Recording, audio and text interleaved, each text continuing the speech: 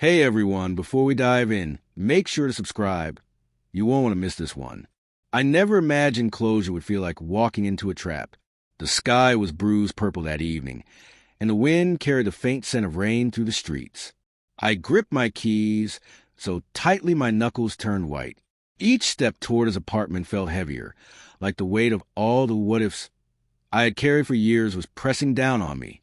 His number still flashed in my phone's memory, even though I hadn't dialed it in over 3 years. Just one conversation, I whispered to myself, convincing the part of me that still craved answers. The door to his building was old, the kind with chipped paint and the faint smell of stale coffee lingering in the hallway. I paused before pressing the buzzer, listening to the echo of my own hesitation. When he opened the door, I froze. He looked almost the same, messy hair, a crooked smile, but there was a calm in his eyes I didn't recognize. "Hey," he said, his voice warm but cautious. My heart clenched. For a split second, I wondered if he even remembered the sleepless nights, the arguments, the last words that had ripped us apart. We sat on his balcony, the city lights flickering below like distant stars. I asked the questions I'd rehearsed in my head 1,000 times. He answered, carefully, like someone handling a fragile vase. I was looking for honesty, closure, but mostly, I was looking for a piece of myself I had lost in the breakup. Then my phone buzzed in my pocket. A message from him, my husband. "Just got home early. I'm outside." My stomach dropped. I wasn't supposed to be here when he was home. Not like this. The balcony suddenly felt like a stage, and I was frozen in the spotlight. I looked at my ex, and his smile faltered.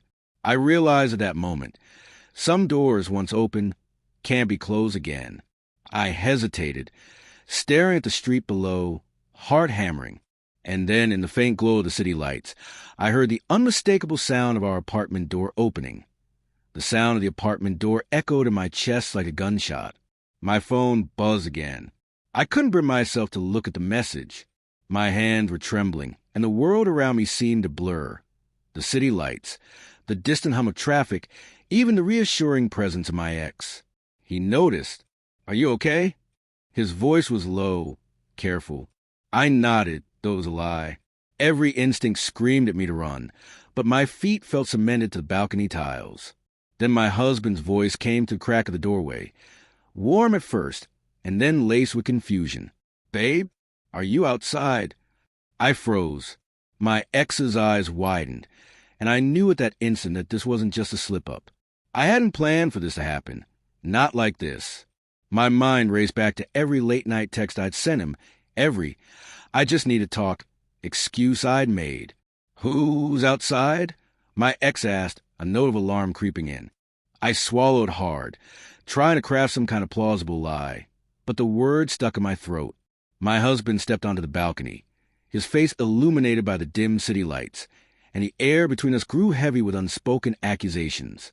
He looked at me first, his eyes scanning my face of the truth, then at my ex, at me, and finally it all seemed to click. The betrayal didn't have to be physical to shatter everything. His gaze pierced me, a mixture of heartbreak and disbelief. "Why are you here?" he asked, voice tight, controlled, but trembling beneath the surface. I opened my mouth, then closed it. Every explanation fell hollow, like trying to plug a dam with tissue paper.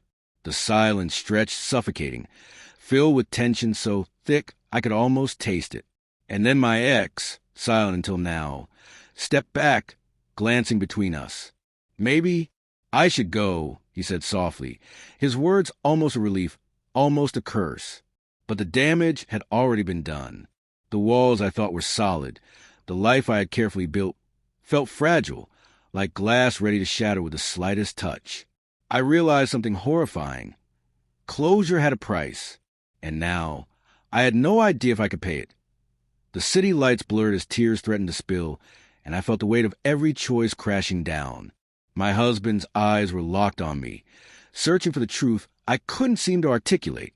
I just needed closure," I stammered, my voice cracking. "Closure?" he repeated, disbelief turning into hurt so sharp it cut through me.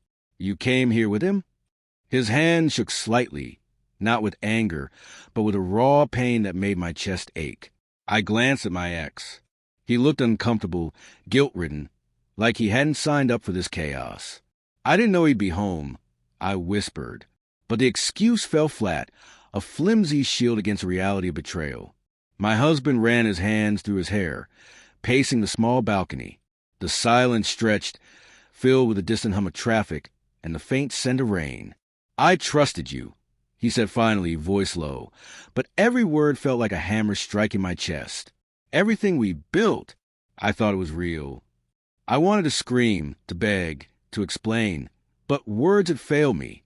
I could only stand there, caught between two worlds, the memory of a past love that had haunted me for years and the life I had promised to protect. Then my ex stepped forward. I need to go, he said quietly. And just like that, he slipped into the shadows of the hallway, leaving us alone. We stood in silence, the tension suffocating. I could feel the chasm between us widen, a fracture that might never heal. Finally, my husband's voice cut through the air, softer this time. I don't know if we can fix this, he admitted. Pain and heartbreak tangled in every word. But I need honesty, not half-truths, not excuses. I nodded, swallowing the lump in my throat.